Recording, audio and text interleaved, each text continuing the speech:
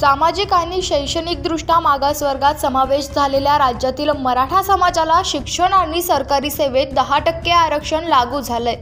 विधी आणि न्याय विभागाने 26 फेब्रुवारीला या संदर्भात शासन राजपत्र प्रकाशित केले। त्यामुळे आता मराठा समाजाचा आरक्षणाचा मार्ग मोकळा झालाय। सध्या राज्यात आधीपासून सुरू असलेल्या शासकीय नोकर भरतीसाठी हे आरक्षण लागू नसेल, परंतु 26 फेब्रुवारी आणि त्यानंतर सुरू होणाऱ्या नोकऱ्यांमध्ये मराठा समाजासाठी 10% जागा आरक्षित असतील। मराठा आरक्षणाच्या मागण्यांसाठी राज्यभर आंदोलन झाल्यानंतर राज्य सरकारने आरक्षणाची प्रक्रिया पार पाडण्यासाठी राज्य मागासवर्ग आयोग गठीत करून आयोगामार्फत खुल्या प्रवर्गाचे सर्वेक्षण केले।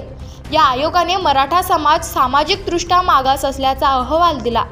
त्यानुसार 20 फेब्रुवारीला झालेल्या विधिमंडळाच्या विशेष अधिवेशनात मराठा समाजाला 10% आरक्षण देणारे विधेयक एकमताने मंजूर करण्यात आले। त्यामुळे सामाजिक आणि शैक्षणिक मागासवर्ग प्रवर्गासाठी यापुढे होणाऱ्या नोकर भरती प्रक्रियेत आणि शैक्षणिक संस्थांमधील प्रवेशामध्ये 26 फेब्रुवारी 2024 पासून 10% आरक्षण विहित करण्यात आले। यासाठी 27 फेब्रुवारी 2024 रोजी सुधारित बिंदू नामावली विहित करण्यात आली आहे।